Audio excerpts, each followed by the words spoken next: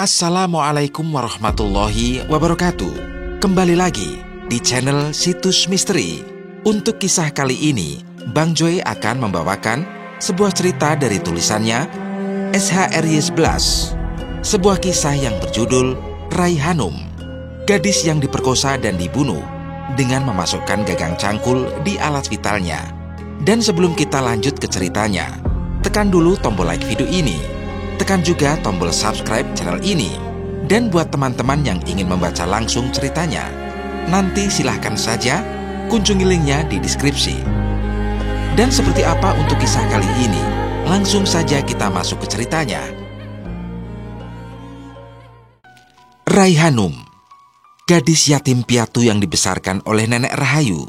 Sejak umur 7 tahun itu, menatap nanar botol-botol jamu dalam bakulnya yang masih penuh. Sejak pagi ia telah keliling kampung, tetapi sepertinya hari ini keberuntungan tidak berpihak kepadanya. Gadis 18 tahun itu menitikkan air mata, membayangkan raut wajah kesedihan neneknya jika dia pulang tanpa membawa uang sepeser pun. Aku tak boleh menyerah begitu saja. Semangat Hanum, ini masih siang. Jamumu pasti hari ini habis terjual seperti biasanya. Gumam Hanum berusaha menyemangati dirinya. Dengan langkah penuh semangat, terik matahari tidak dipedulikannya. Hanum terus bersuara lantang, meneriakkan jualan jamunya agar warga mendengar dan membeli jamu. Senyum di bibirnya tersungging ketika satu persatu warga ada yang membeli jamunya.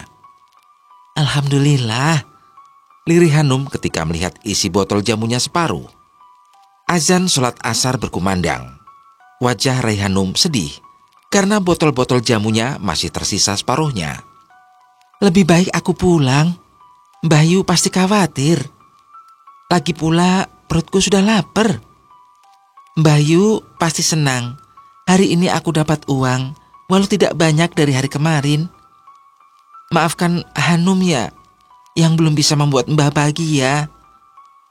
Gumam Rai Hanum. Rai Hanum berjalan dengan hati-hati ketika melewati jalan setapak yang bersisian dengan kebun singkong. Langkahnya terhenti ketika dua pemuda memanggil namanya. Jamunya masih, Num? Tanya salah satu pemuda. Masih, Mas. Saya mau jamunya, Num. Rai Hanum mengangguk lalu menurunkan bakul jamunya. Kami mau minum jamunya di sana aja, Num. Teman-teman yang lain juga pada mau minum jamumu. Di mana, Mas? Tanya Rai Hanum yang perasaannya mulai gelisah. Di saung pinggir kebun sebelah sana, Num. Tunjuk salah satu pemuda. Kamu tahu kan saung itu? Bukankah kamu dan sahabatnya selalu duduk di sana jika sore hari? Timpal pemuda satunya. Iya, Mas. Hanum tahu. Rai Hanum kembali menggendong bakul jamunya, lalu mengikuti langkah dua laki-laki di depannya. Pikirannya terbagi antara takut dan senang. Takut jika dua pemuda itu hanya mengerjainya saja. Senang karena jamunya bakal habis terjual. Ternyata mereka tidak bohong jika memang ada teman-temannya di saung. Batin Rai Hanum ketika melihat tiga pemuda duduk di saung. Rai Hanum segera menyiapkan 5 gelas jamu untuk pembelinya. Buatkan aku jamu yang bisa bikin badan segar ya, Num. Biar hilang rasa pegal-pegal di badanku. Aku juga ya, Num. Timpal yang lainnya. Rai Hanum tersenyum melihat jamu-jamunya telah habis. Ia lalu membereskan gelas-gelas kotor dan dimasukkan ke dalam ember kecil. Kamu mau kemana, Num? Duduk di sini sebentar. Kita ngobrol. Iya, Num. Kami masih ingin bersamamu. Timpal yang lain sembari mencolek dagu Rai Hanum. Jangan kurang ajar, Mas. Sungut Rai Hanum. Cepat dia mengikat bakul jamunya dengan kain, lalu siap pergi dari tempat itu. Perasaannya mulai tidak tenang. Mau kemana, Num? Dua laki-laki menghadang Rai Hanum. Aku mau pulang. Minggir. Jangan menghalangi jalanku. Galak banget kamu, Num. Ayo kita eksekusi dia sekarang. Aku sudah tidak sabar ingin menikmati tubuh indahnya. Jangan macam-macam kalian, ucap Raihanum dengan keras, ketika dua pemuda berusaha memegang kedua tangannya, sedangkan yang lain berusaha melepas bakul jamu. Bakul jamu Raihanum dibuang kasar hingga botol-botol itu pecah. Keterlaluan kalian! Raihanum mendekati botol jamunya dengan derayan air mata. Ia sedih memikirkan bagaimana bisa berjualan jamu lagi jika botol-botol itu pecah. Raihanum tersentak ketika salah satu pemuda memeluknya dari belakang. Sontak ia mengambil botol yang belum pecah. "Ah!" teriak salah satu laki-laki itu ketika kepalanya dipukul Raihanum menggunakan botol jamunya. "Kamu akan menyesal sudah menyakitiku, Hanum." Raihanum terjerembab ke tanah ketika laki-laki itu mendorong tubuh yang dikenal warga Priang, ramah, dan suka menolong siapapun. Melihat Raihanum jatuh, sikap yang lainnya menginjak tangannya. "Tolong! Tolong! Tolong!" Raihanum berteriak, berharap warga atau para tukang kebun mendengar teriakannya. Namun suasana yang sepi tidak ada yang mendengar teriakannya. Raihanum seakan lupa jika hari mulai sore tidak ada lagi yang berkebun. Tawa menggelegar bersahutan ketika mendengar Raihanum berteriak minta tolong. "Teriak saja, Num. Percuma, tidak akan ada yang mendengar teriakanmu." Mereka mulai membuka paksa pakaian Raihanum hingga sobek. Raihanum berusaha memberontak, tetapi tenaganya kalah telak dibanding 5 laki-laki di hadapannya. Mereka menghajar Raihanum dengan menampar, menginjak perut, bahkan ada yang membuka paksa hijab yang dikenakan Hanum.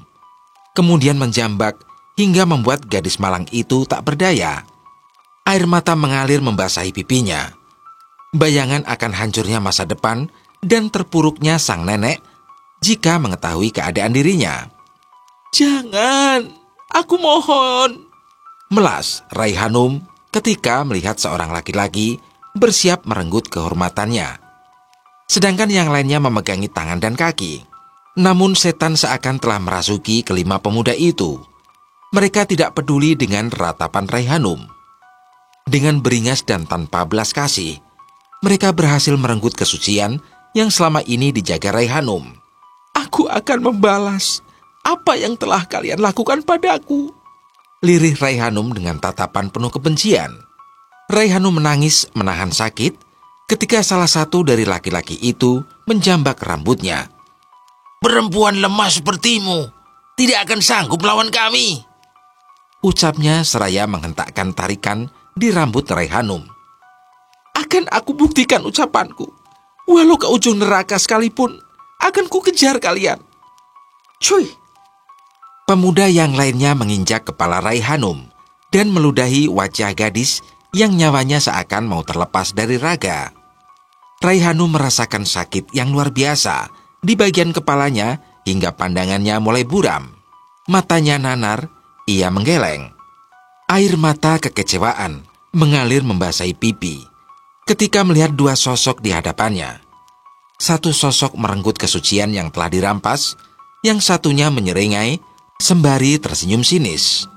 "Aku bersumpah, akan kubalas perbuatan kalian yang lebih kejam. Akan kukejar kalian hingga ke ujung neraka sekalipun," ujar Raihanum seraya mencengkeram tanah dengan kuat ketika dia merasakan sakit yang luar biasa di bagian organ kewanitaannya. Seketika pandangannya gelap. Rahayu mondar-mandir di teras rumahnya yang berlantai tanah. Ia sangat khawatir cucunya belum juga pulang. Kekhawatirannya bertambah ketika langit mulai gelap. Pertanda hujan akan turun dengan deras. "Kenapa kamu belum pulang, Dok? Mbah khawatir." Rahayu menatap jalan, berharap cucunya pulang.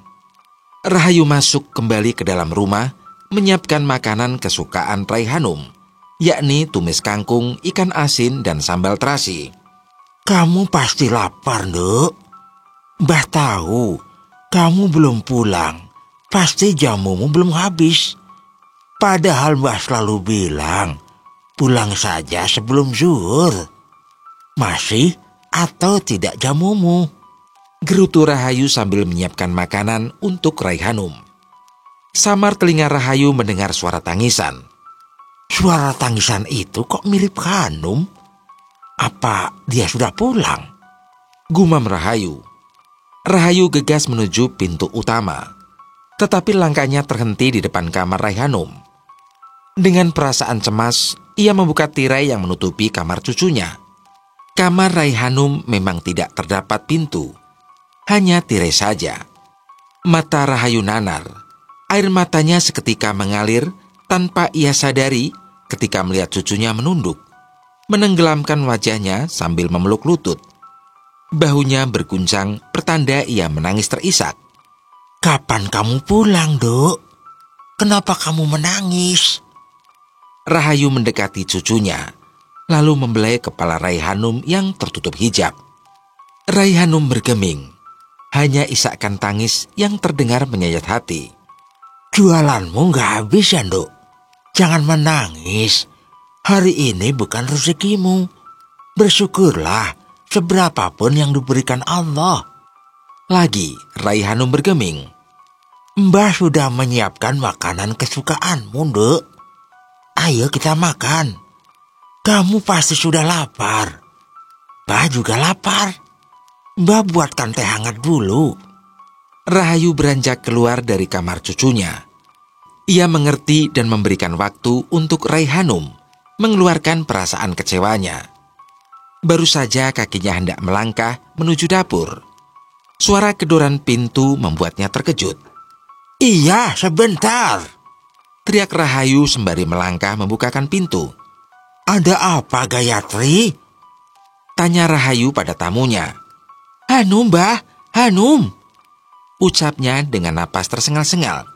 Kenapa dengan Hanum? Apa kalian bertengkar? Rahayu mengernyit melihat Gayatri menangis. Gayatri menggeleng.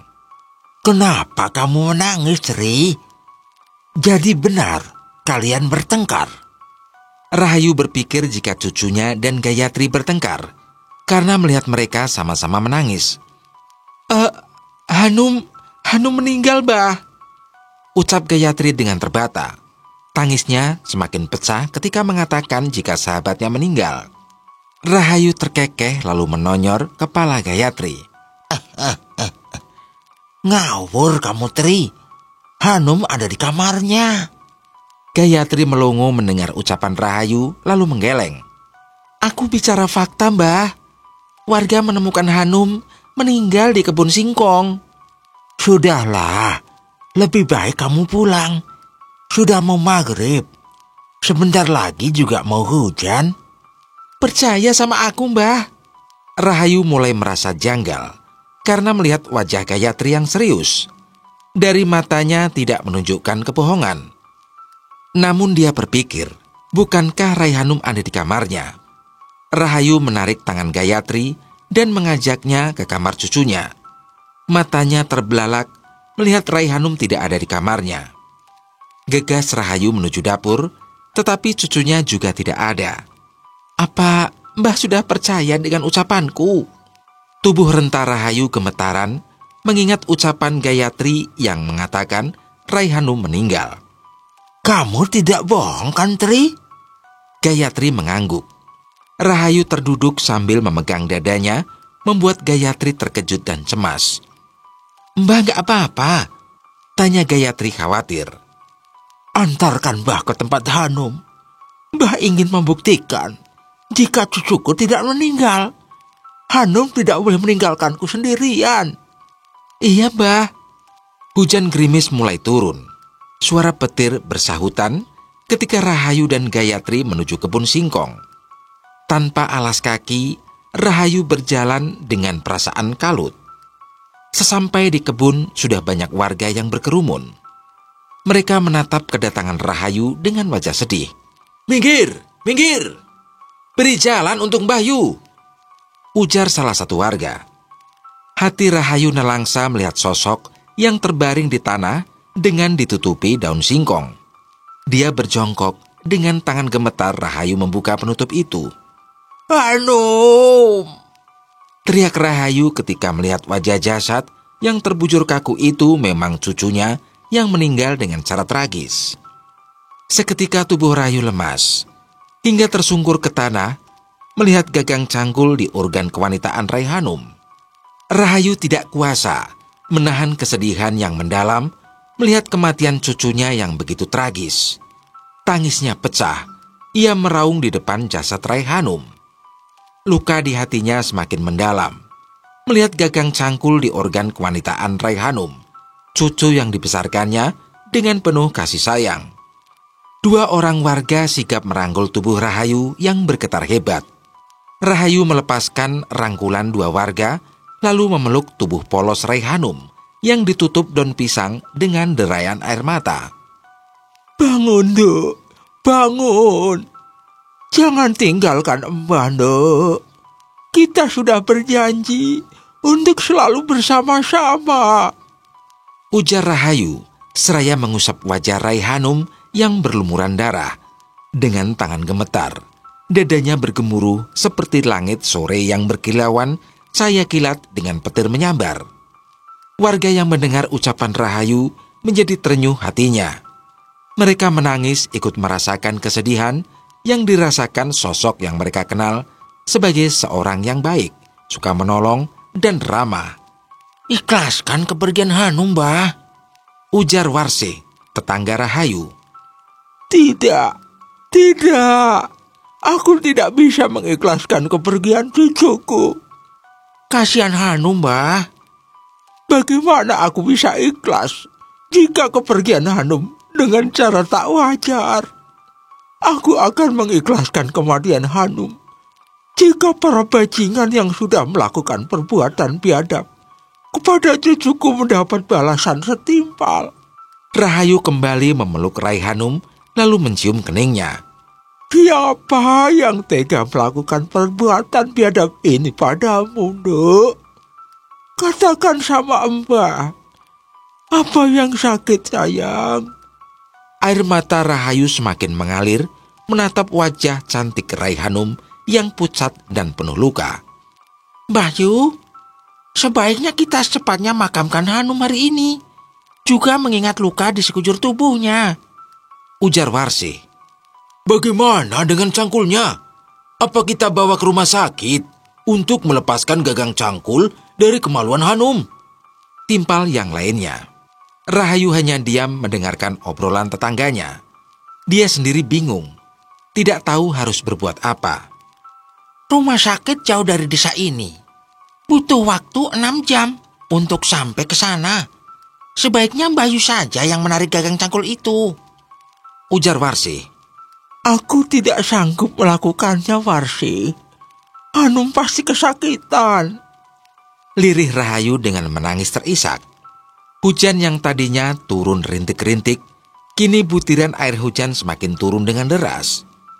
Beberapa warga pulang, dan sebagian masih menunggu keputusan Rahayu. Di saat warga bingung, datang Suryo, orang terkaya di desa Lingkis. Kenapa mayatnya masih di kebunku? Cepat bawa pergi. Aku tidak mau mendapat sial, karena ada kematian di sini, ujar Suryo, pemilik kebun singkong. Kami masih bingung, Juragan. Ada gagang cangkul di organ kewanitaan Hanum, ujar salah satu warga. Apa kalian semua tidak bisa mencabut gagang cangkul itu? Tanya Suryo seraya melipat tangan di dada. Warga diam mendengar pertanyaan tadi. Pecundang kalian semua. Payah sekali kalian. Begitu saja tidak bisa. Aku tidak mau tahu. Cepat, kalian bawa jasad perempuan jalang ini pergi dari kebunku. Cukup. Jaga bicaramu, Suryo. Cucuku gadis baik-baik. Kenapa kamu menyebutnya jalang? Rahayu menatap tajam Suryo yang menghina cucunya. Lihat saja cara kematiannya yang begitu tragis. Hanum pasti menggoda pembelinya dengan mengumbar syahwat. Oleh karena itu, mereka tergoda dengan rayuan cucumu yang hina itu. Ucapanmu seakan membuktikan jika dirimu salah satu pelaku kekejaman ini, sinis Rahayu. Jaga ucapanmu, Rahayu. Jangan menuduh orang tanpa bukti. Cucumu memang jalang, bentak Suryo. Hanum tidak serendah itu. Bukankah istrimu yang jalang? Ucapan Rahayu yang lantang dan menusuk membuat Suryo murka. Beraninya kamu menghina istriku, Rahayu. Aku tidak sudi Hanum dimakamkan di pemakaman milikku. Aku haramkan jasadnya bersatu dengan tanah milikku, hardik Suryo. Astagfirullah. Astagfirullah. Ucapan istighfar terdengar dari mulut warga. Jangan begitu, Juragan. Kasihan Bayu. Dia pasti bingung mau dimakamkan di mana cucunya, ujar Warsi. Aku tidak peduli. Ini akibatnya sudah berani melawan Juragan Suryo, orang terkaya di desa Lingkis, ucap Suryo ponga sembari memukul dadanya. Aku juga tidak sudi Hanum dimakamkan di tanah haram milikmu, Suryo, ucap Rahayu lantang dengan bibir gemetar. Kamu akan menyesal dengan ucapanmu. Wahai para warga, jika kalian membantu proses pemakaman Raihanum, aku pastikan kalian akan dipecat bekerja di kebun dan sawahku, ucap Suryo seraya menatap tajam semua warga, kemudian berlalu dari hadapan Rahayu. Bagaimana ini, Bayu? Di mana kita menguburkan jenazah Hanum? Tolong bantu aku memakamkan Hanum di depan rumahku. Warga tersentak mendengar ucapan Rahayu. Lebih baik Bayu minta maaf dengan Juragan Suryo agar Hanum bisa dikuburkan di pemakaman, ujar salah satu warga.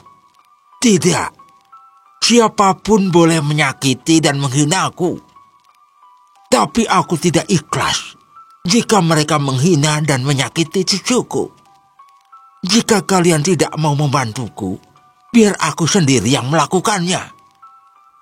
Aku yang akan menggali tanah untuk pemakaman Hanum, Mbah, ujar Abizar, pemuda yang menaruh hati pada Raihanum. Namun Raihanum telah menambatkan hatinya untuk laki-laki lain. Seulas senyum terukir di bibir Rahayu mendengar penuturan Abizar. Terima kasih, Nak Abizar. Dari dulu kamu memang selalu ada untuk Hanum. Sama-sama, Mbah. Tapi bagaimana dengan gagang cangkulnya? Tanya Abizar dengan wajah sendu. Rahayu menghela napas panjang lalu menetralkan degup jantungnya yang berdetak kencang. Ketika melihat lagi gagang cangkul di organ kewanitaan Hanum, hatinya begitu hancur seakan sebuah palu menghantam dadanya. Sakit, sangat-sangat sakit itu yang dirasakan perempuan yang berusia setengah abad itu. Mbah yang akan mencabut gagang cangkul itu, Nak, lirih Rahayu dengan suara parau. Abizar mendekati Rahayu, lalu mengusap bahu perempuan yang telah dianggapnya sebagai neneknya sendiri. Sebelum Mbah mencabut gagang cangkulnya, pakaikan sarung ini untuk menutupi tubuh Hanum, ujar Abizar seraya memberikan sarung kepada Rahayu. Abizar berniat pergi ke musola untuk menunaikan sholat maghrib. Tetapi di tengah jalan ia bertemu beberapa warga yang berlarian. Rasa penasaran membuatnya bertanya. Abizar syok mendengar penuturan salah satu warga yang mengatakan jika Raihanum ditemukan meninggal dengan kondisi yang mengenaskan di kebun singkong. Rahayu dibantu Warsi dan Gayatri membalut tubuh Raihanum dengan sarung. Setelah itu mata Rahayu celingukan, seperti mencari sesuatu. Apa yang Mbah cari?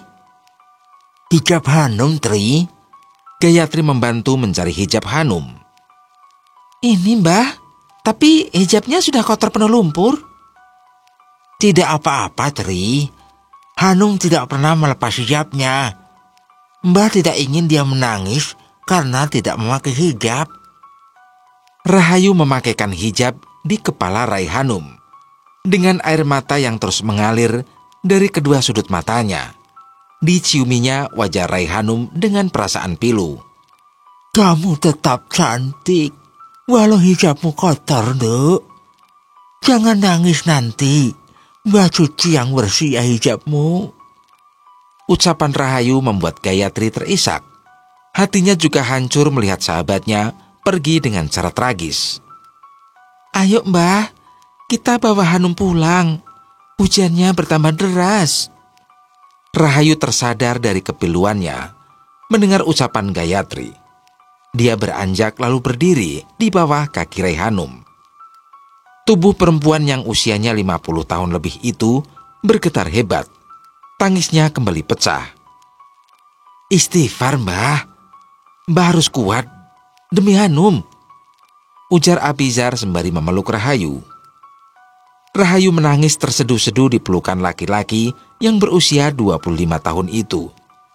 Abizar mengurai pelukannya, lalu menghapus air mata Rahayu. Sudah waktunya Mbah mencabut gagang cangkulnya agar Hanum segera dimakamkan. Rahayu mengangguk lalu sedikit menundukkan tubuhnya. Dengan membaca basmalah dan degup jantung yang tidak beraturan, ia mencabut gagang cangkul itu. Seketika darah segar keluar dari kemaluan Raihanum. Raihanum! Rahayu berteriak. Sekali lagi hatinya hancur berkeping-keping. Tulang belulang di tubuhnya seakan remuk melihat darah yang mengalir deras dari organ kewanitaan cucunya. Seketika genangan air hujan bercampur darah di sekitar tubuh Raihanum. Rahayu terduduk lalu mencium kedua kaki Raihanum. Air matanya tumpah seakan ikut merasakan kesakitan yang dirasakan cucunya. Ya Allah, takdir macam apa yang engkau gariskan untuk cucuku? Teriak Rahayu dengan wajah menengadah ke langit. Ia tidak peduli dengan terpaan air hujan di wajahnya. "Mbah!" panggil Abizar dengan derayan air mata. Hati Abizar tak kalah hancurnya melihat gadis yang namanya telah tersemat di lubuk hatinya yang paling dalam, telah meninggal dengan kondisi yang memprihatinkan. Ia melepaskan baju koko yang dikenakannya, lalu diberikan kepada Rahayu. "Gunakan baju ini untuk menyumbat agar darahnya tidak keluar lagi, Mbah." Kenapa mereka begitu kejam dengan Hanum, Zar? Kesalahan apa yang dilakukan Hanum sehingga mereka membalasnya dengan keji? Tanya Rahayu sembari mencengkram tanah. Bizar yakin, Mbah, Hanum tidak berbuat kesalahan. Mereka saja yang tidak punya hati dan perasaan telah melakukan perbuatan yang begitu kejam. Mereka laksana manusia jelmaan iblis. Kamu benar. Mereka bukan manusia, tetapi iblis. Rahayu mengambil baju Abizar, lalu digunakannya untuk menyumbat darah di organ kewanitaan Raihanum. Namun darah masih saja terus mengalir hingga ke kaki Raihanum. Darahnya masih keluar, Mbah. Apalagi yang harus kita gunakan untuk menyumbat darah tersebut? Rahayu tidak menanggapi ucapan Abizar. Ia mengambil genangan air hujan yang bercampur darah Raihanum dengan kedua telapak tangannya, lalu dibasuhkan ke mukanya. Aku bersumpah tidak akan membiarkan siapapun yang telah membuat Raihanum menderita hingga ajal menjemputnya hidup dengan tenang. Aku akan membalas setiap rasa sakit yang dirasakan Raihanum. Itu sumpahku, Tuhan. Ucap Rahayu dengan lantang. Bersamaan sumpah yang diucapkan Rahayu, terdengar suara petir menggelegar. Semua orang yang mendengar sumpah Rahayu ikut geram dan membuat bulu kuduk merinding. Mereka juga ingin membalas perbuatan manusia-manusia biadab yang telah melakukan hal begitu keji terhadap Raihanum. Gayatri memeluk erat tubuh Rahayu yang bergetar hebat karena menangis terisak. Bizar yakin mereka pasti akan mendapat hukuman yang setimpal, Mbah.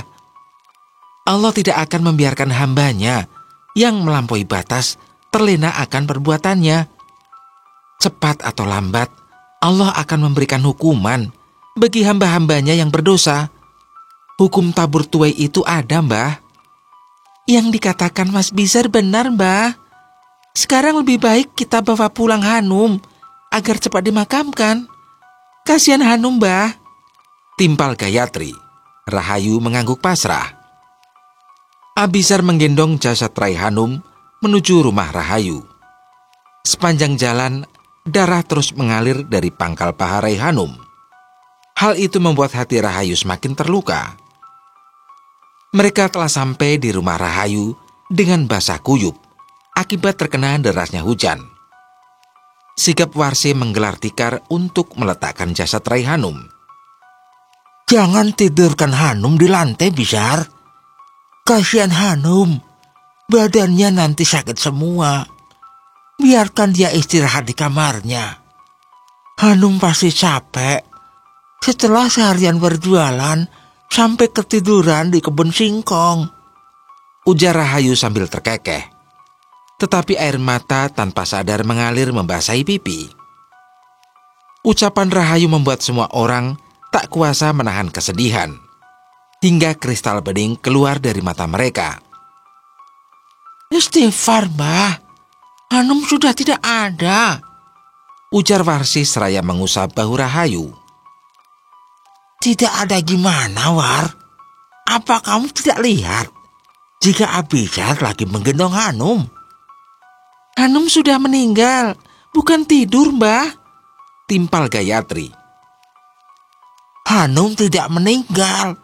Dia sudah janji tidak akan pergi kemana-mana. Hanum anaknya tidak pernah ingkar.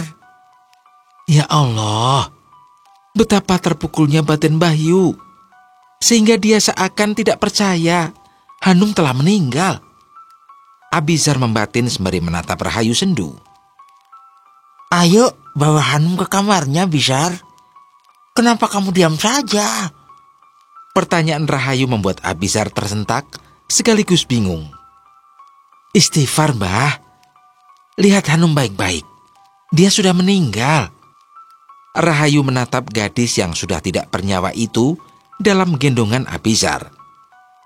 Tangisnya kembali pecah setelah menyadari cucunya pergi dengan cara tragis. Sigap Gayatri memeluk Rahayu yang menangis terseduh-seduh, sementara Warsih mengambil segelas air untuk Rahayu. Napas Rahayu mulai beraturan setelah diberi minum oleh Warsih. Lafal istighfar tidak henti dilafalkannya. Rahayu mencoba berdamai dengan keadaan, tetapi keikhlasan belum bersemayam dalam hatinya. Tidak ada seorang pun yang ikhlas menerima kepergian orang yang berarti dalam hidupnya, pergi untuk selamanya dengan cara tidak manusiawi. Abizar meletakkan jasad Rai Hanum di ruang tamu yang beralaskan tikar. Sebaiknya kalian pulang. Sebentar lagi maghrib. Selepas salat maghrib, baru kita makamkan Hanum, ujar Rahayu menatap semua orang yang masih berada di rumahnya. Yang dikatakan Bayu benar. Kita pulang dulu. Selepas sholat, baru kesini lagi, ujar salah satu warga. Satu persatu mereka pulang, yang tersisa Abizar. Warsi dan Gayatri, mereka tidak tega meninggalkan Rahayu sendirian. Kenapa kalian belum pulang? Apa kalian tidak berniat sholat maghrib? Sholat, Mbah. Tapi bagaimana dengan Mbah? Mbah tidak apa-apa, Bisar. Sudah biasa Mbah berdua dengan Hanum. Cepat kalian pulang. Setelah itu kita makamkan Hanum malam ini juga. Ibu sama Mas Bizar pulang saja. Aku yang akan menemani Bayu di sini. Ya sudah, Ibu pulang. Gayatri di sini saja ya, Mbah. Iya, War. Biar dia pakai bajunya Hanum. Selepas Abizar dan Warsih pulang, Gayatri memasak air untuk mandi Rahayu. Aku mandi duluan ya, Mbah. Air untuk Mbah mandi lagi dimasak. Iya, Tri. Mbah jaga Hanum. Gayatri mengangguk. Rahayu menatap jenazah cucunya yang ditutup kain, sambil membaca surat Yasin. Air matanya selalu mengalir tanpa bisa ia cegah. Lantunan surat Yasin ia lafalkan dengan terbata-bata, tertahan karena isak tangis. Jantung Rahayu berdegup kencang ketika mendengar suara tangis menyayat hati dari kamar Raihanum. Suara tangis itu terdengar jelas di telinga Rahayu karena kamar Raihanum dekat dengan ruang tamu. Rahayu menghentikan mengajinya. Ia beranjak mendekati kamar Raihanum. Dengan tangan gemetar dan dada yang berdebar, Rahayu menyingkap tirai penutup kamar cucunya. Matanya terbelalak. Jantungnya seakan terlepas dari rongganya melihat Raihanum duduk di lantai dengan posisi memeluk lutut, menenggelamkan wajahnya. Hanum, Hening. Tak ada sahutan. Suara tangis pun tidak terdengar lagi. Hanum, ini beneran kamu kan, Dek? Mbah lega, kamu masih hidup. Jangan tinggalkan Mbah sendirian, Dek. Rahayu mendekati cucunya yang bergeming. Ia berjongkok ingin memeluk tubuh Raihanum yang kembali bergetar karena isak tangis. Jangan menangis, Dek. Katakan, siapa yang sudah membuatmu menangis? Tanya Rahayu sembari mengusap kepala Raihanum. Rahayu terkejut ketika mengusap kepala cucunya. Tiba-tiba tangannya berlumuran darah. Sontak ia terduduk di lantai. Kenapa kepalamu berdarah, Dek? Mereka jahat. Mereka kejam. Mereka biadab. Teriaknya. Rahayu syok. Napasnya tidak beraturan. Melihat wajah Raihanum berlumuran darah dengan mata melotot. Dia berteriak, berharap Gayatri mendengar teriakannya. Gayatri menuju kamar Raihanum dengan terkopoh-kopoh.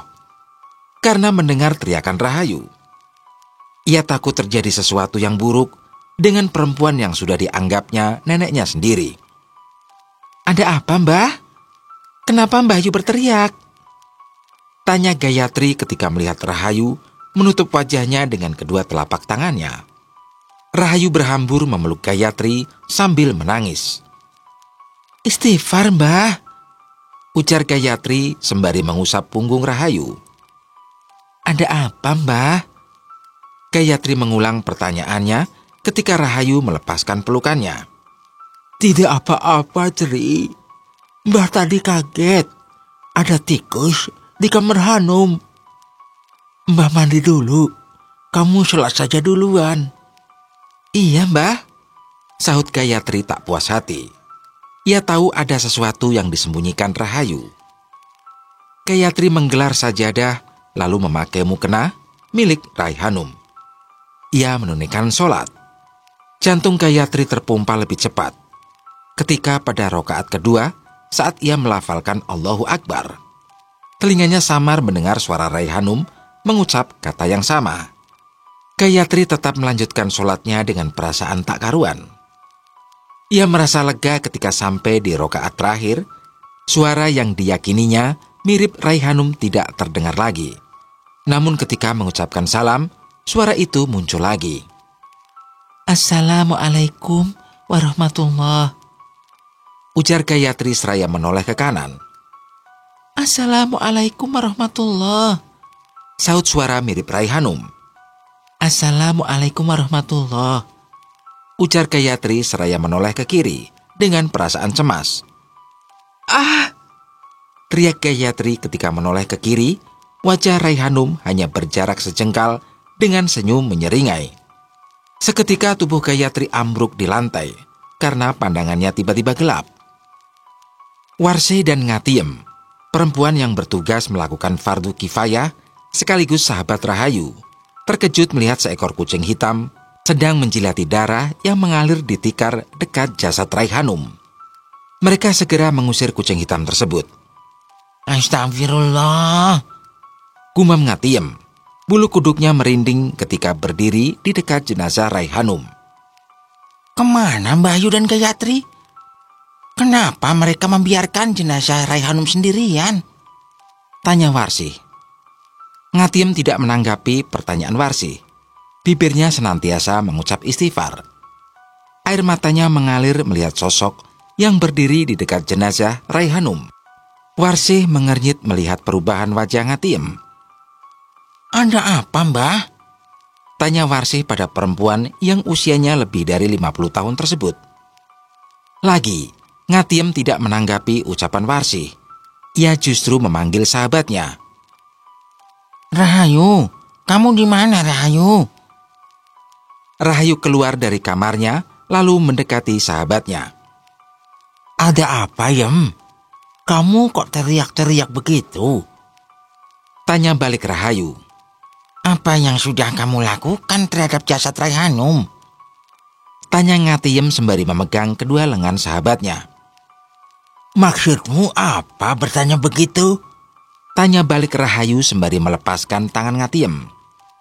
Ngatiem merasakan kesedihan mendalam pada sosok sahabatnya. Ia berhambur memeluk Rahayu. Aku tahu perasaanmu. Kehilangan orang yang sangat berarti dalam hidupmu. Hanum ibarat jantung dalam dirimu. Tapi kenapa kamu membaca mantra untuk membangkitkan arwah Hanum? Apa kamu tidak sedih? Cucumu menjadi arwah penasaran. Rahayu mengurai pelukan Ngatiem, lalu menatap sendu sahabatnya.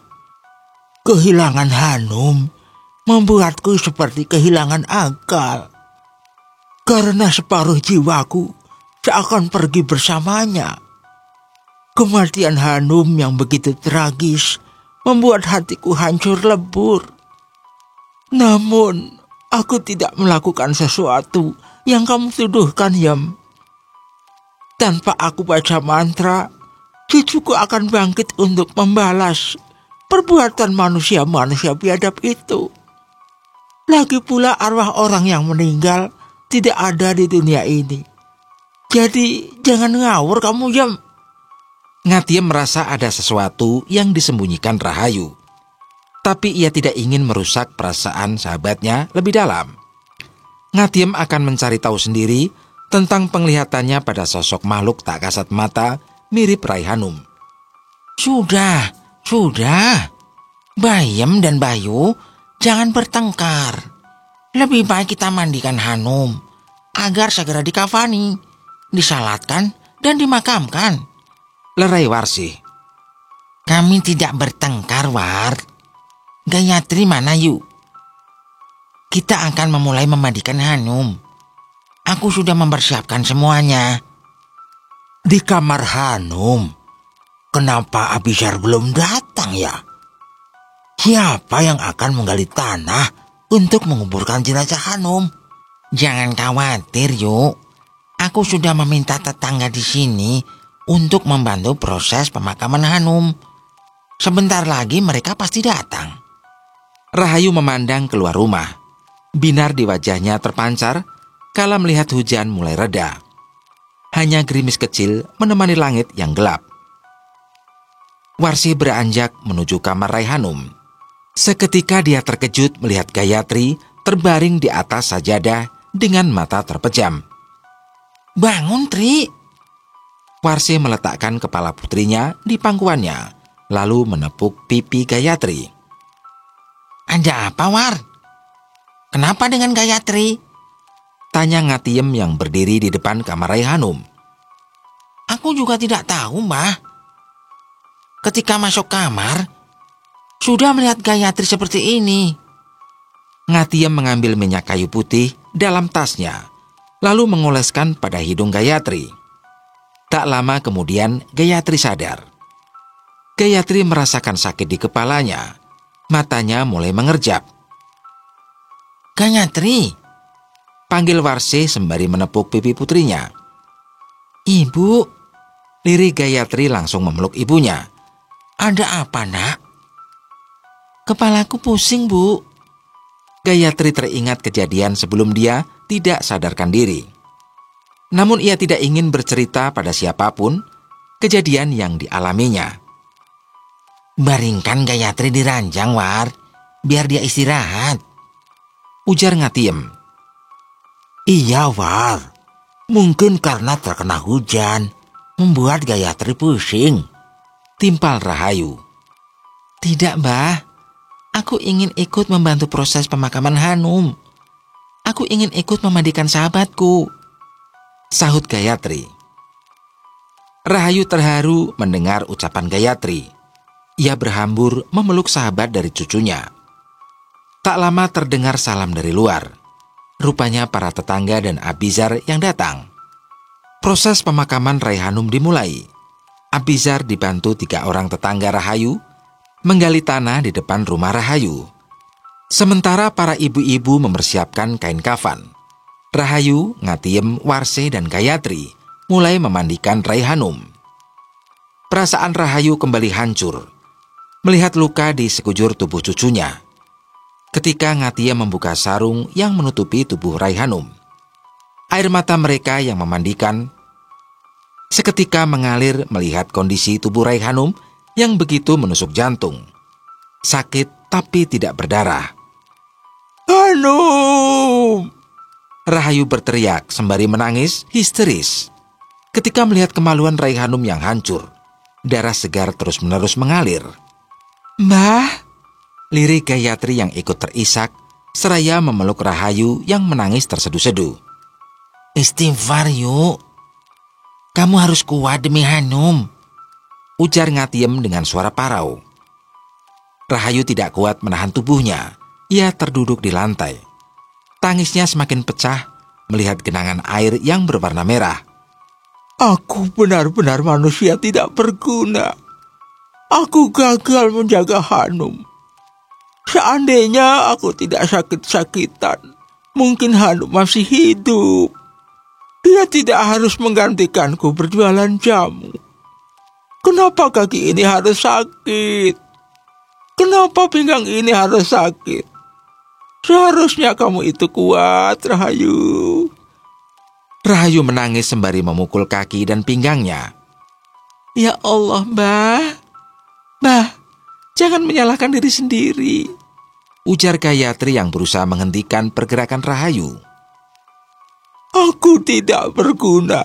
Kaki ini tidak berguna. Ucap Rahayu yang terus memukuli kakinya. Ngatiem memeluk sahabatnya. Istighfar yuk. Semua yang terjadi sudah takdir yang digariskan Allah pada hambanya. Takdir macam apa yang Allah berikan kepada cucuku, Yem? Dosa apa yang sudah Hanum lakukan sehingga Allah menghukumnya begitu kejam? Astagfirullah. Istighfar yuk, istighfar. Kita tidak boleh berprasangka buruk dengan Sang Pencipta. Mungkin ini cara Allah menyayangi hamba-hambanya yang beriman.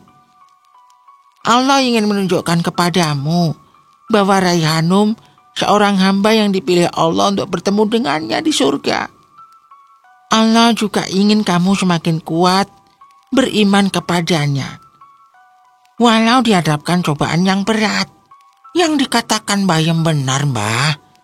Sekarang kita lanjutkan proses memandikan Hanum agar cepat dimakamkan. Hari semakin larut malam, Mbah. Kasihan Hanum kalau harus menunggu lama. Ujar Warsi. Rahayu mengangguk pasrah. Mereka melanjutkan memandikan Raihanum. Bagaimana ini, Bayem? Darahnya masih keluar saja. Tanya Warsi. Kita harus menjahit kemaluan Hanum agar darahnya berhenti mengalir. Dijahit, Jem? Ulang Rahayu dengan suara parau. Ia tidak sanggup membayangkan penderitaan cucunya. Iya, yuk. Sahut Ngatiem dengan tatapan sendu. Lagi, air mata Rahayu mengalir deras. Ia menggeleng. Apa tidak ada cara lain, Yem? Hanum pasti kesakitan. Itu satu-satunya cara agar bisa menghentikan darahnya, yuk. Rahayu terlihat pasrah, lalu menatap sendu wajah pucat Raihanum. Gayatri, sebaiknya kamu panggil gendis sekarang agar kemaluannya Hanum cepat dijahit. Titah Ngatiem. Iya, Mbah. Gayatri beranjak menuju rumah gendis, seorang bidan yang membantu warga melahirkan. Kamu mau kemana, Tri? Tanya Abizar ketika melihat Gayatri keluar dari rumah Rahayu dengan menangis. Aku mau ke rumah Mbak Gendis, Mas. Kamu jangan pergi sendiri, Tri. Biar Kang Ujang yang menemanimu ke rumah Mbak Gendis. Tidak apa-apa, Mas. Kang Ujang biar bantu-bantu di sini. Tolak Gayatri lalu mengayuh sepedanya, meninggalkan Abizar yang mengeleng, menatap kepergian gadis yang sudah dianggapnya sebagai adiknya sendiri. Meskipun hujan turun rintik-rintik, tapi membuat pakaian Gayatri basah. Pandangan tak menentu terhalang air mata sekaligus hujan. Sepanjang perjalanan hati Gayatri sakit, mengingat kejadian yang dialami sahabatnya. Maafkan aku, Num. Aku sudah gagal menjadi sahabatmu. Gayatri menangis lalu dengan kasar ia menghapus air matanya. Gayatri. Gayatri menghentikan laju sepedanya. Ia kaget mendengar namanya disebut. Mbak Gendis. Gayatri tersenyum karena orang yang ingin dijumpainya ternyata bertemu di jalan. Kamu mau kemana lagi, Tri? Pertanyaan Gendis membuat Gayatri heran. Aku mau ke rumah Mbak. Ke rumahku? Ulang Gendis. Iya. Kenapa Mbak Gendis heran begitu? Bukankah kamu tadi sudah ke rumahku? Kamu memintaku untuk menjahit kemaluan Hanum.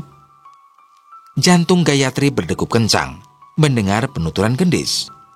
Kenapa kamu terlihat pucat begitu, Tri? Aku belum ke rumahmu, Mbak. Ini aku baru mau ke sana karena disuruh Mbak Ngatiem. Ngawur omonganmu, Tri.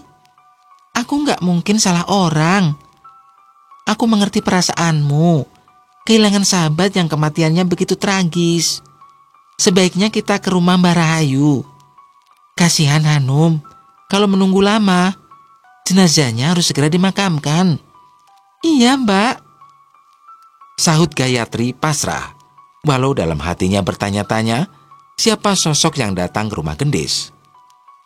Gayatri mengikuti Gendis yang mengayuh sepedanya dengan cepat. Tiba-tiba Gayatri merasa bulu kuduknya merinding. Ia merasakan ada seseorang yang duduk di belakang jok sepedanya.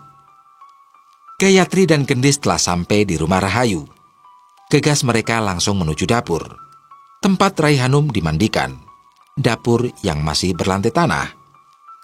Cepat sekali kalian sampai, Tri. Ujar Warse merasa heran melihat kedatangan anaknya dan Gendis. Iya, Bu. Kita tadi ngebut naik sepedanya. Saut Gayatri. Mata Gendis nanar melihat jasad Rai Hanum. Air matanya perlahan mengalir melihat tubuh gadis di hadapannya lebam. Terlihat darah keluar dari telinga Rai Hanum.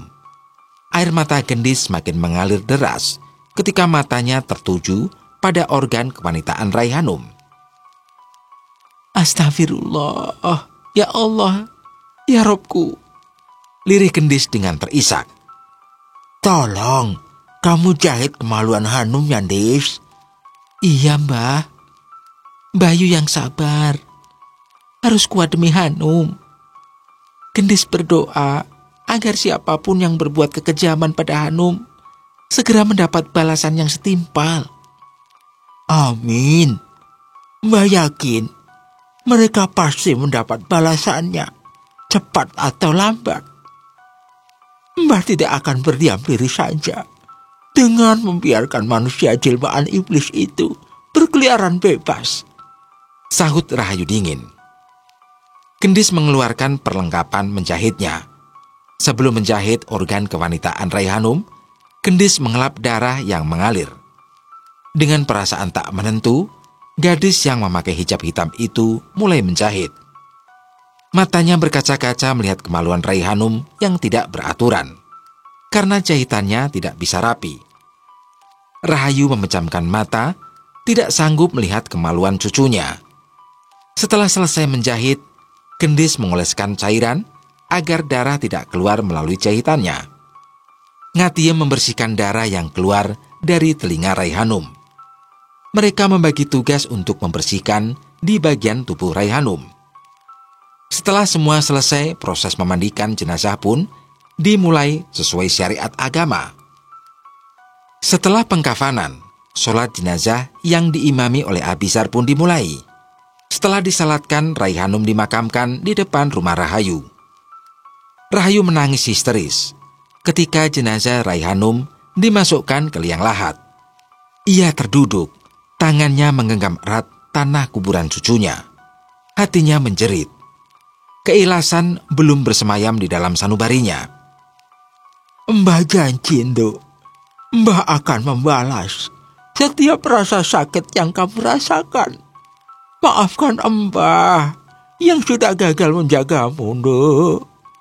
Mbah, ikhlaskan kepergian Hanum.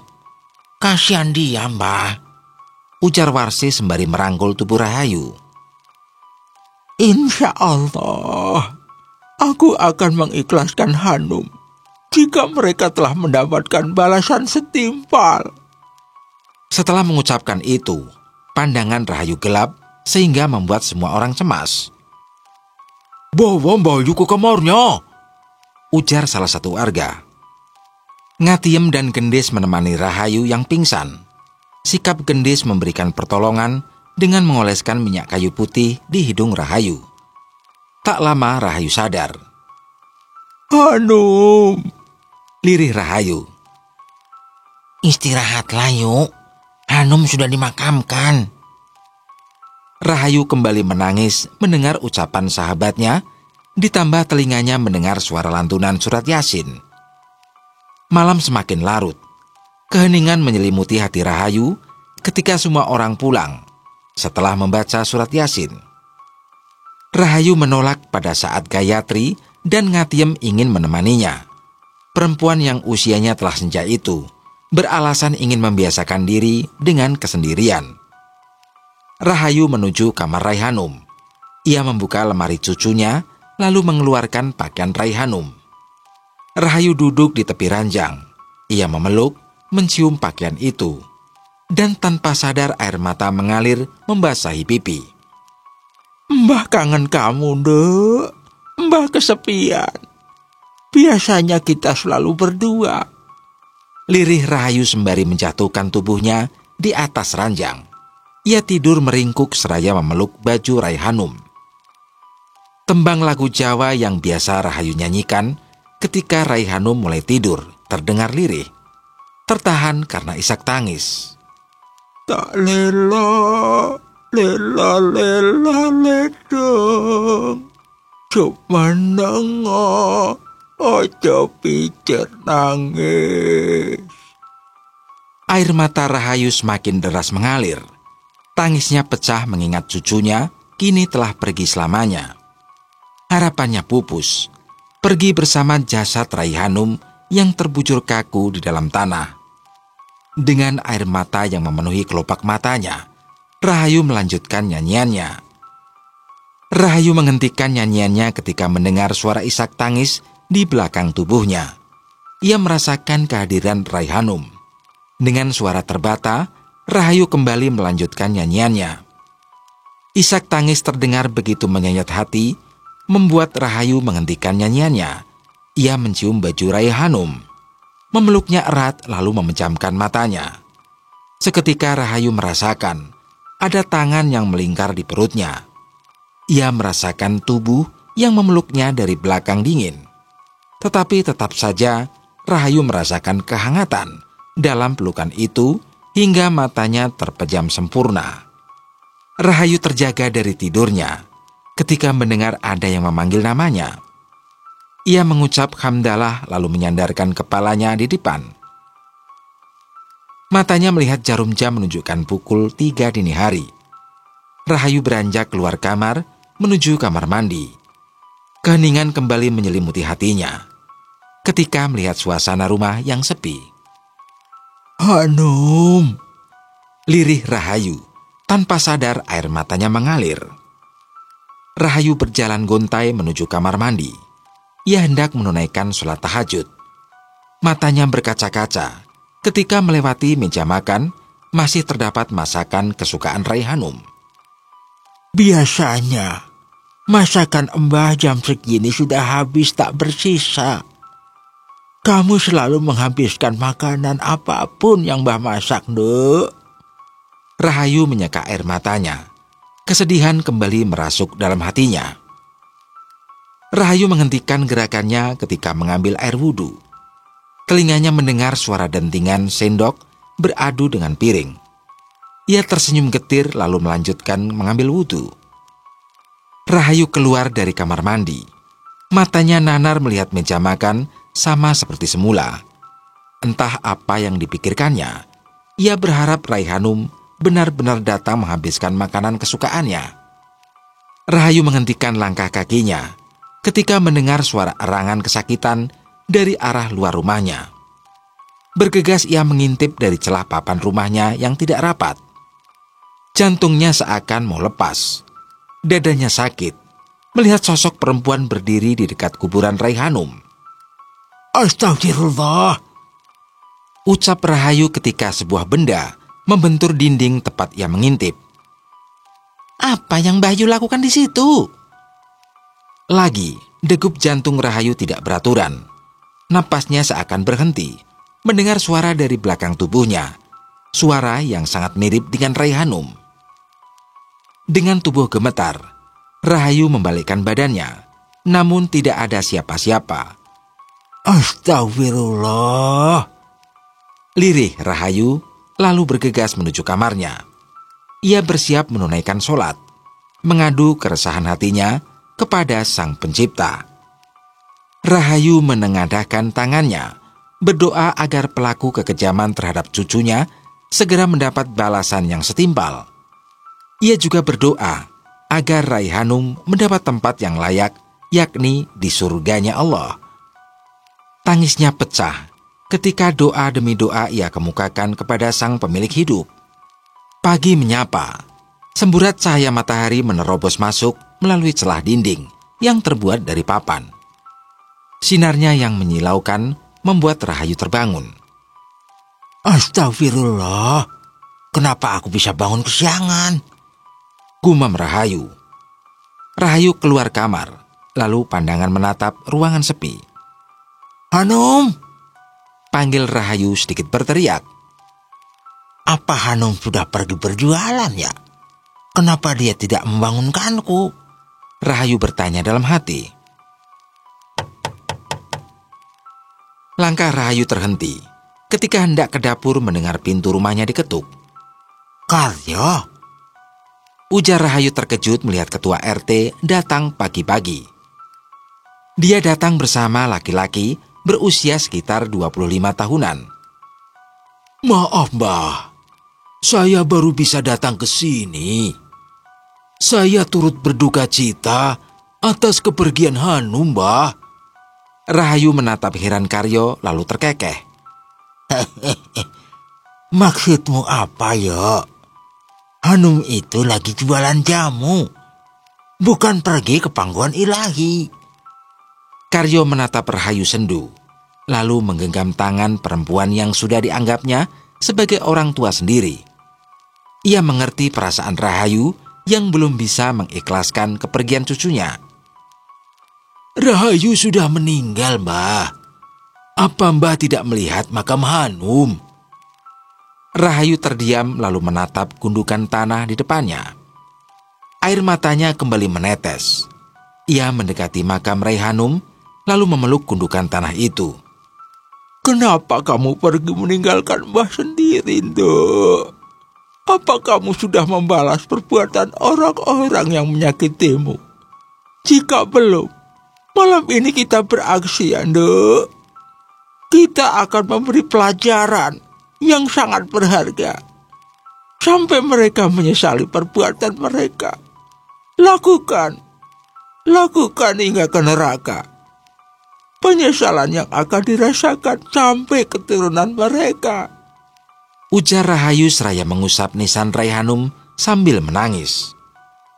Bayu, apa kita bisa bicara sebentar? Ada yang ingin saya sampaikan terkait kejadian yang menimpa Hanum. Ujar Karyo. Ucapan Karyo membuat Rahayu menoleh. Rasa penasaran berkecamuk dalam pikirannya. Ia berdiri lalu mempersilahkan tamunya masuk. Maaf, semalam saya tidak bisa ikut proses pemakaman Hanum, Mbah. Kenapa? Apa kamu takut dengan ancaman Surya? Tidak, Mbah. Saya tidak takut dan tidak peduli dengan ancamannya. karena rezeki sudah ada yang mengatur. Suryo memang sudah memecat saya sebagai ketua RT, bahkan dari pekerjaan di sawahnya. Kenapa Suryo memecatmu, ya? Bukankah kamu tidak ikut proses pemakaman Hanum? Saya telah mendapat laporan dari Kang Dadang jika ia menemukan Hanum dalam kondisi mengenaskan. Saya langsung ke kebun tersebut. Setelah itu saya berniat melaporkan ke polisi. Tetapi di pertengahan jalan, saya bertemu dengan Suryo. Ia mengancam akan memecat jika saya melaporkan ke polisi kasus kematian Hanum itu. Kenapa Suryo melakukan itu? Aku jadi curiga dia salah satu pelakunya. Kita tidak bisa menuduhnya karena tidak ada buktinya, celah Sandi, keponakan Karyo. Benar, Mbah Yu. Saat ini Sandi sedang menyelidiki kasus Hanum. Apa Sandi seorang polisi, yo? Kenapa aku tidak pernah melihatnya? Iya, Mbah. Sandi tidak bertugas di desa kita. Sengaja saya menyuruhnya datang untuk menyelidiki kematian Hanum. Karena polisi di sini sudah kena suap oleh Suryo. Kamu tahu dari mana, yo? Jika benar begitu, berarti benar jika Suryo memang salah satu pelakunya. Saya sudah datang ke kantor polisi tanpa sepengetahuan Suryo. Namun sesampai di sana, tanpa sengaja melihat anak buah Suryo sedang berbicara dengan kepala polisi di sana. Suryo beralasan jika dia tidak ingin desa ini tercemar sampai desa lain. Menurut dia, kematian Hanum merupakan aib di desa ini. Oleh karena itu, dia tidak ingin polisi datang menyelidiki kasus Hanum. Papar Karyo. Benar, Mbah. Suryo tidak ingin berita kematian Hanum tersebar melalui koran dan televisi hingga beritanya meluas kemana-mana. Saya tahu semua itu karena mendapat info dari teman yang bekerja di kantor polisi desa ini. Dia bersedia menjadi mata-mata untuk menyelidiki kasus ini. Namun Bayu, jangan khawatir. Saya yang akan menyelidiki kematian Hanum, walau Suryo menghalanginya, ucap Sandi. Iya, Mbah. Semalam saya dan Sandi diam-diam ke kebun singkong. Apa kalian menemukan petunjuk tentang pelaku biadab itu? Tanya Rahayu antusias. Iya, Mbah. Tapi saya minta Mbah Yu tidak boleh memberitahu siapapun petunjuk yang kami temukan. Kita harus mengumpulkan lebih banyak bukti untuk menjerat pelaku di tiang gantungan, saut Sandi. Apa mereka akan dihukum mati? Iya, Mbah. Kasus pemerkosaan dan pembunuhan bisa dituntut hukuman mati. Apalagi jika kasus ini termasuk sudah direncanakan. Seketika senyum di bibir Rahayu mereka mendengar jawaban Sandi. Ia tidak sabar ingin mengetahui siapa pelaku biadab yang sudah berbuat keji terhadap cucunya. Iya, Nak Sandi. Mbah tidak akan mengatakan pada siapapun. Karena kita tidak tahu siapa teman dan siapa musuh sebenarnya. Lagi pula Mbah akan pergi ke suatu tempat menemui kerabat. Semoga sepulang dari desa tetangga, Mbah mendapat kabar yang menggembirakan. Setelah Karyo dan Sandi pamit pulang, tak lama kemudian Rahayu pun pergi menuju desa Randanu. Gayatri terbangun dari tidurnya, mendengar jendela kamarnya diketuk. Siapa malam-malam begini mengetuk jendela kamarku?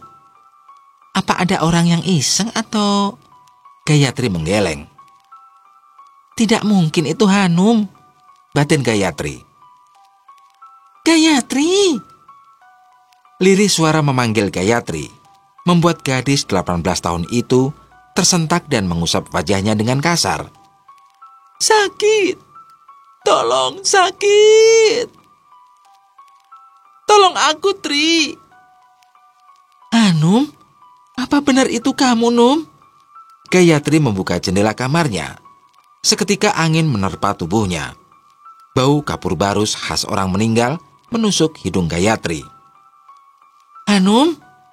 Panggil Gayatri ketika melihat sosok perempuan berdiri di bawah pohon mangga tak jauh dari jendela kamarnya. Sosok itu tersenyum lalu menyeringai. Wajah pucat itu berubah berlumuran darah. Sudah saatnya aku membalas dendam, teriaknya sembari berjalan cepat menuju Gayatri yang syok dengan wajah pucat dan tubuh gemetaran. Gayatri berteriak ketika merasakan tubuhnya sakit. Warsih terkejut mendengar suara teriakan anaknya. Ia beranjak menuju kamar Gayatri.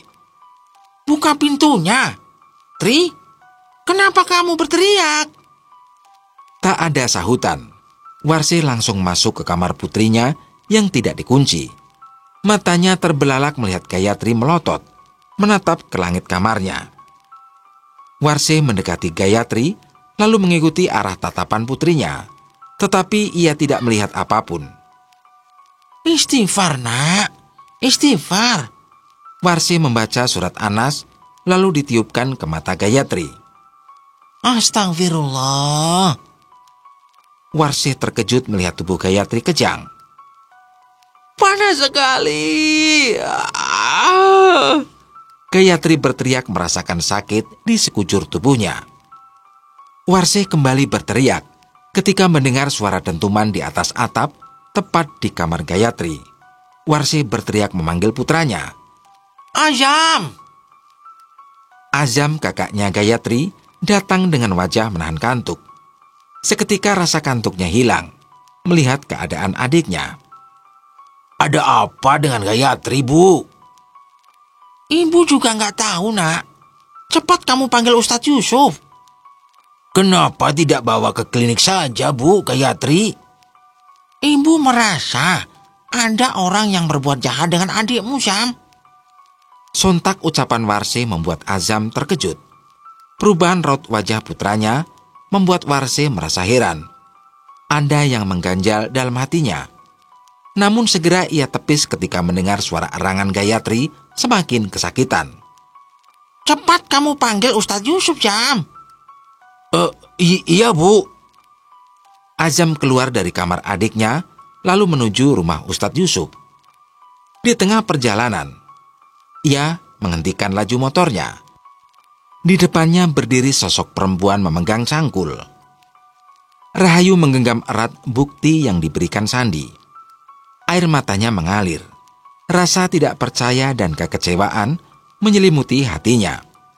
Orang yang selama ini sudah dianggap cucu olehnya, ternyata bak serigala berbulu domba. Rahayu tidak peduli dengan tatapan para penumpang lainnya yang menatap penuh tanda tanya. Seolah mereka ingin mengetahui kenapa dia menangis. Ingatannya melayang ketika Sandi mengeluarkan bukti tersebut. Ini bukti yang saya temukan di lokasi kejadian. Apa Bayu mengenal pemilik barang-barang ini? Rahayu mengambil sebuah plastik putih transparan dari tangan Sandi. Matanya nanar melihat sebuah anting dan kalung berwarna silver dengan liontin berbentuk tengkorak. Perubahan wajah Rahayu membuat Sandi tersenyum, karena ia pikir perempuan di hadapannya mengetahui pemilik anting dan kalung tersebut. Mbah nggak tahu siapa pemilik barang-barang ini, sahut Rahayu, sembari mencengkeram erat bungkusan plastik itu. Apa Mbah Yu yakin tidak mengetahui siapa pemiliknya? Rahayu mengangguk. Seandainya Mbah tahu, saya bisa memenjarakannya. Bukti ini tidak terlalu kuat untuk memenjarakan pelakunya. Semua orang pasti memiliki anting dan kalung seperti ini. Lagi pula, kita tidak bisa langsung menuduh pemilik barang-barang ini atau bertanya padanya. mereka pasti tidak akan mengakuinya. Benar juga yang dikatakan Bayu, San. Kita harus mempunyai cukup bukti untuk bisa menghukum pelakunya. Timpal Karyo. Paman benar. Saya akan menyelidiki kasus ini lebih detail dengan mencari tahu aktivitas para pemuda di desa ini. Saya juga akan menyelidiki Pak Suryo dan Kang Dadang. Dadang? Ulang Rahayu. Iya, Mbah. Kang Dadang orang yang pertama kali menemukan jasad Raihanum. Dia juga pemilik cangkul tersebut. Rahayu mengangguk. Apa Dadang salah satu pelakunya, San? Saya tidak bisa memastikan itu, Mbah. Kang Dadang bilang, jika dia kembali ke kebun singkong karena cangkulnya ketinggalan. Apa Mbah boleh menyimpan barang bukti itu, San? Untuk apa, Mbah? Mbah ingin bertanya pada tetangga. Siapa tahu mereka ada yang mengenal pemilik barang-barang ini. Boleh, tapi jangan sampai hilang ya, Mbah. Nanti malam saya akan mengambil kembali untuk proses penyelidikan. Senyum terukir di bibir Rahayu. Hal itu membuat Karyo mengernyit. Ia merasa ada sesuatu yang akan dilakukan Rahayu. Karyo sangat mengenal siapa sosok Rahayu yang sebenarnya. Rahayu tersadar dari lamunannya ketika supir angkot memberitahu jika ia telah sampai di desa Randanu. Setelah memberi sejumlah uang, Rahayu mencari ojek untuk sampai ke rumah sahabatnya. Assalamualaikum, Seru Rahayu seraya mengetuk pintu. Waalaikumsalam, Jawab seseorang dari dalam rumah. Rahayu. Ambar, Rahayu memeluk sahabatnya. aku turut berduka cita atas meninggalnya Raihanum, yuk. Rahayu mengurai pelukannya lalu menatap heran sahabatnya. Kamu tahu dari mana jika Raihanum meninggal? Kematian Raihanum yang begitu tragis sudah terdengar di desa ini, yuk. Aku sangat mengecam para pelaku yang begitu kejam terhadap Hanum. Kedatanganmu ke sini, aku sudah menduganya. Kamu ingin mengetahui para pelaku itu, bukan? Kamu dari dulu memang hebat, Ambar. Aku bangga menjadi sahabatmu. Jangan memujiku berlebihan, yuk. Bukankah di antara kita, kamu yang paling hebat? Rahayu terkekeh mendengar ucapan Ambar. Jika aku hebat, tidak mungkin diri ini ke rumahmu. Ujar Rahayu seraya menepuk bahu sahabatnya. Dari dulu kamu selalu merendah. Itu yang membuatku bangga bisa menjadi sahabatmu. Apa yang bisa aku bantu, yuk? Tanya Ambar setelah mempersilahkan Rahayu masuk ke ruangan khusus. Aku ingin kamu mencari tahu siapa pemilik barang-barang ini. Jawab Rahayu sembari menyodorkan bungkusan plastik. Ambar mengambil plastik putih transparan itu, menelisik dan ingin membukanya. Namun gerakan tangannya dicegah Rahayu. Jangan kamu buka plastiknya, Bar. Itu bukti dari polisi. Bukankah kasus ini tidak ada polisi yang menyelidiki? Ada. Ada polisi baik yang bersedia membantuku, Bar. Alhamdulillah. Aku bahagia. Ada juga polisi jujur di desamu, yuk. Aku harap dia tulus membantumu agar bisa menguak misteri kematian Hanum. Amin. Ambar pamit ke dapur mengambil air yang diletakkan di mangkok dan satu ember tanah kuburan.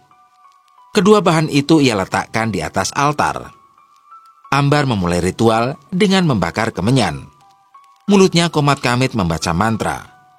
Setelah itu, bungkusan plastik itu ia masukkan ke dalam mangkuk, lalu dibenamkan ke dalam ember yang berisi tanah kuburan. Apa kamu sudah mengetahui siapa pemilik barang-barang ini, Bar? Tanya Rahayu setelah Ambar selesai melakukan ritual. Nanti malam, kita akan mengetahui siapa pemilik barang-barang ini yuk. Rahayu tersenyum. Ia mengerti maksud ucapan Ambar. Kenapa kamu tidak langsung bertanya kepada Raihanum? Bukankah kamu sudah membaca mantra pemanggil arwah yuk? Aku tidak membaca mantra itu, Bar. Bohong! Terserah kamu, jika kamu tidak percaya ucapanku. Sahut Rahayu datar. Penglihatanku, ada yang membaca mantra pemanggil arwah. Siapa? Rahayu menatap manik hitam sahabatnya lebih dalam. Gelap. Aku tidak bisa melihat wajahnya. Apa penglihatanmu bisa tahu berapa jumlah pelaku itu? Kamu menguji kemampuanku yuk. Aku yakin jika kamu sudah tahu jawabannya. Rahayu mengangguk. Aku ragu dengan kemampuanku sekarang, Bar. Kamu tahu sendiri, jika dulu orang tuaku sangat menentang aku mempunyai ilmu kebatinan. Kita ucapkan bersama-sama jumlah pelaku itu yuk. Baiklah. 7. Ucap Rahayu dan Ambar bersamaan. Azam terkejut melihat sosok perempuan di hadapannya memegang cangkul. Sosok berwajah pucat itu menatapnya tajam. Raihanum? Lirih Azam. Sosok perempuan itu berjalan sambil menyeret cangkul ke arah Azam. Sontak pemuda yang ketakutan itu melajukan motornya dengan kecepatan tinggi. Azam kehilangan keseimbangan hingga motornya oleng lalu menabrak pohon. Seketika kepala Azam berdarah hingga ia tidak sadarkan diri. Tawa menggelegar memecah keheningan malam, lalu sosok perempuan itu menghilang. Di tempat lain, Warsi semakin cemas melihat keadaan Gayatri semakin memprihatinkan. Matanya melotot, tubuhnya kejang. Teriakan kesakitan keluar dari mulut gadis berwajah cantik itu. Istighfar. Nak, istighfar, nak. Gayatri meracau tak jelas. Tangannya menepuk kasur dengan kuat, lalu mencengkeramnya erat. Warsih menangis melihat keadaan anaknya. Istighfar, Tri. Istighfar. Kenapa kamu sampai seperti ini? Warsih mencoba mendekati putrinya. Warsih terjerembab di lantai ketika Gayatri menendang tubuhnya. Istighfar, nak. Ini ibu. Melas Warsih menatap putrinya sendu. Gayatri duduk lalu menoleh. Menatap Warsih tajam. Siapa kamu? Tanya Warsih histeris ketika melihat wajah Gayatri menatapnya dingin. Warsih sadar jika ada sosok tak kasat mata merasuki tubuh putrinya. Gayatri tertawa lalu turun dari ranjangnya. Gayatri kembali mendorong Warsih, lalu secepat kilat berlari keluar rumah. Gayatri! Teriak Warsih. Ia berlari menyusul putrinya yang begitu cepat, menghilang di tengah kegelapan malam. Sesuai kesepakatan, Sandi datang kembali ke rumah Rahayu untuk mengambil barang bukti itu.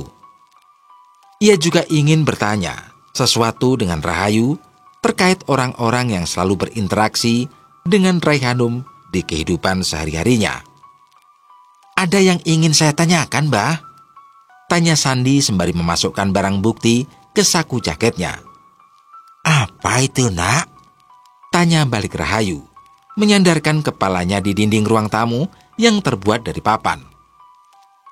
Apa Raihanum mempunyai teman dekat? Pacar maksudmu, San? Iya, Mbah. Rahayu menggeleng. Mbah melarang Hanum pacaran. Jadi Mbah yakin dia tidak mempunyai pacar. Apa Raihanum mempunyai sahabat? Tanya Sandi seraya mengangkat sangkir kopi lalu menyeruputnya. Iya, nak. Gayatri dan Melani. Gayatri, putihnya Bu Warsih. Dan Melani, putrinya Bu Ida, saut Sandi sembari meletakkan cangkir kopi. Iya, Nak Sandi. Kamu mengenal orang-orang di sini.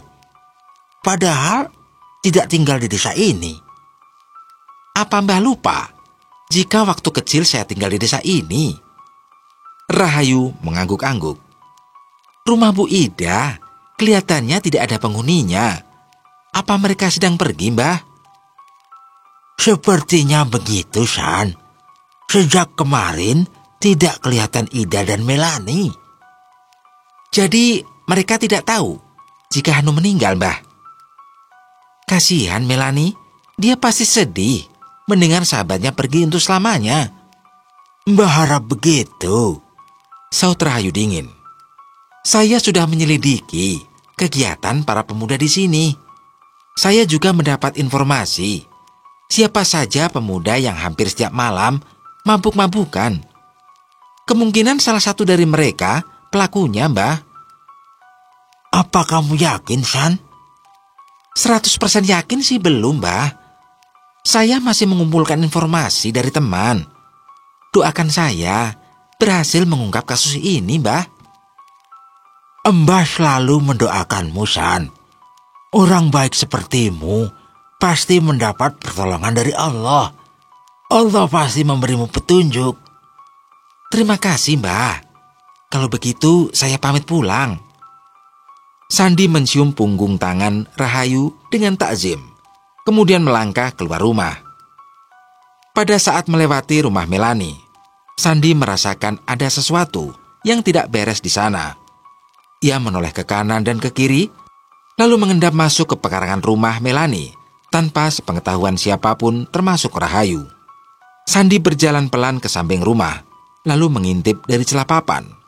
Ia tidak bisa melihat apapun karena kondisi rumah yang gelap gulita. Sandi semakin penasaran dengan rumah Melani. Ia berjalan ke belakang rumah hingga telinganya mendengar suara 2 orang sedang mengobrol. Sandi mengintip, penasaran siapa yang sedang mengobrol.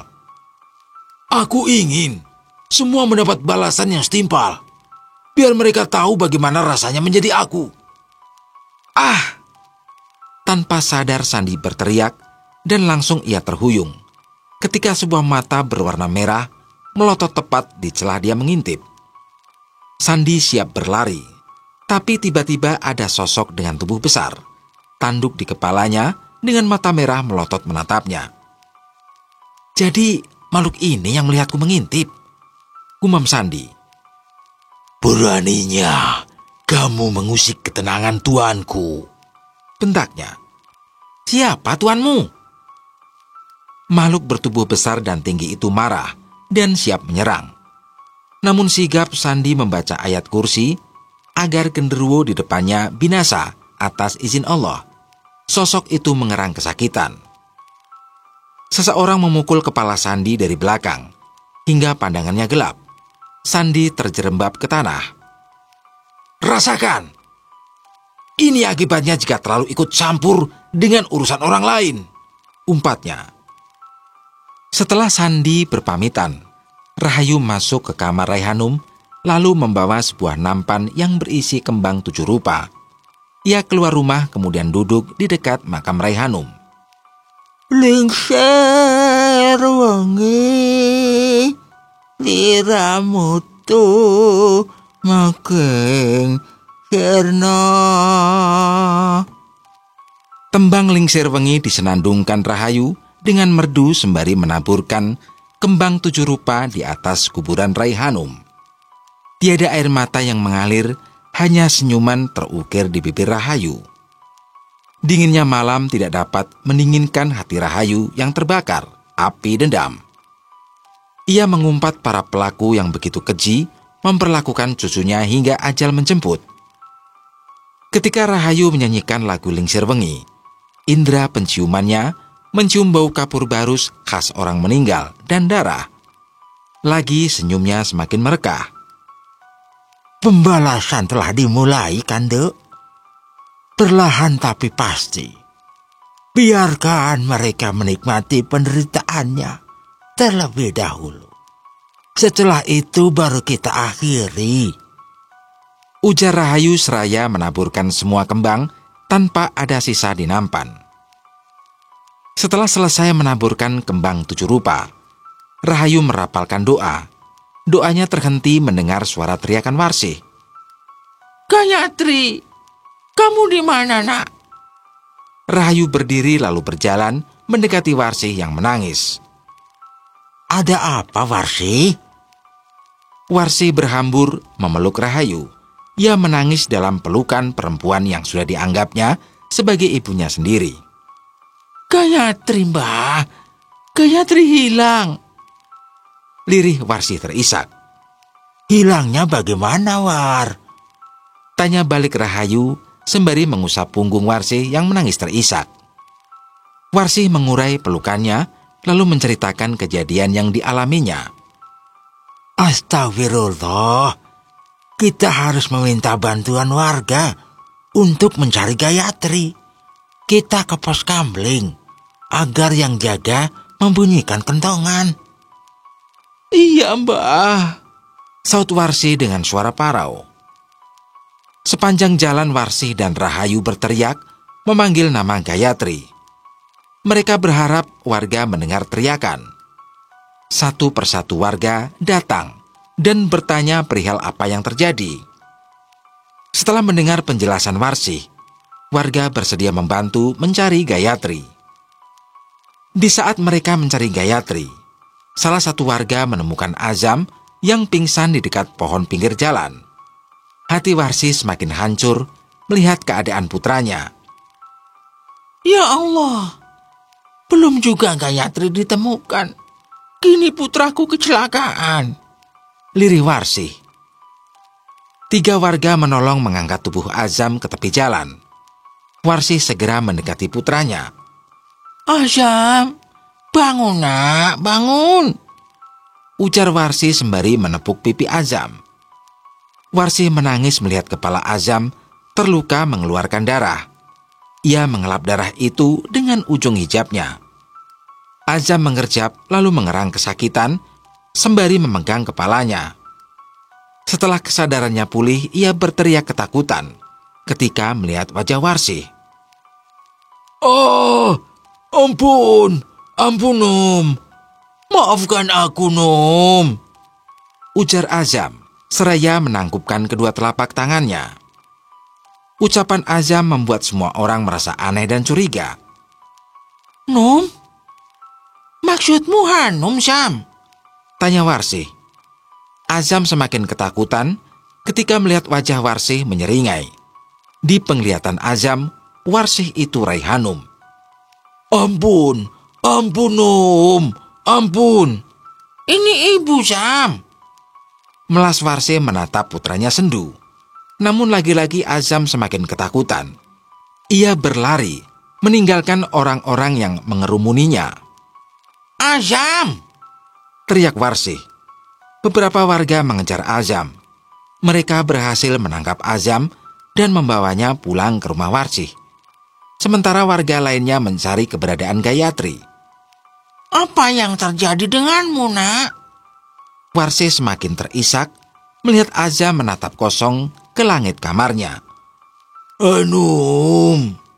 Suara lirih terdengar dari mulut Azam membuat beberapa warga saling melirik.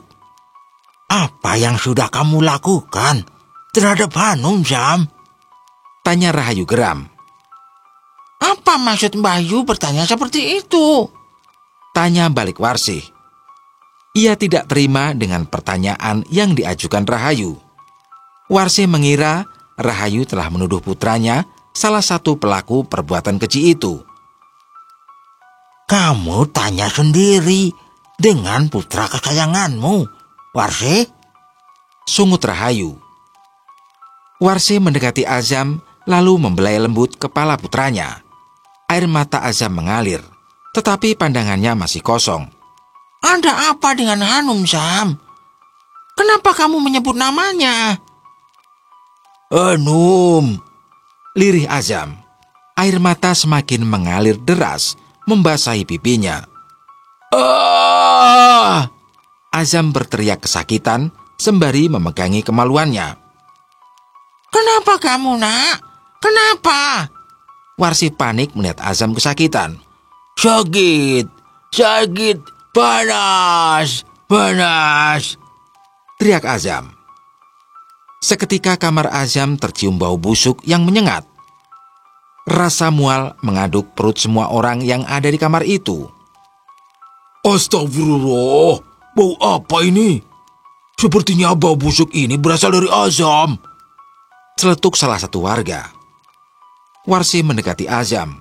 Penciumannya dipertajam. Beberapa warga keluar karena tidak tahan dengan bau busuk tersebut. Di ruangan itu tersisa Warsi, Rahayu, dan 2 orang tetangga Warsi. Warsi terkejut ketika Azam tiba-tiba duduk dan membuka celana jeansnya. Apa yang ingin kamu lakukan, Syam? Kenapa kamu mau membuka celanamu? Tanya Warsi syok melihat kelakuan putranya. Azam tidak mempedulikan pertanyaan ibunya. Ia tetap membuka celananya sambil terus mengeluh kesakitan. Astagfirullah. Tubuh Warsi lemas.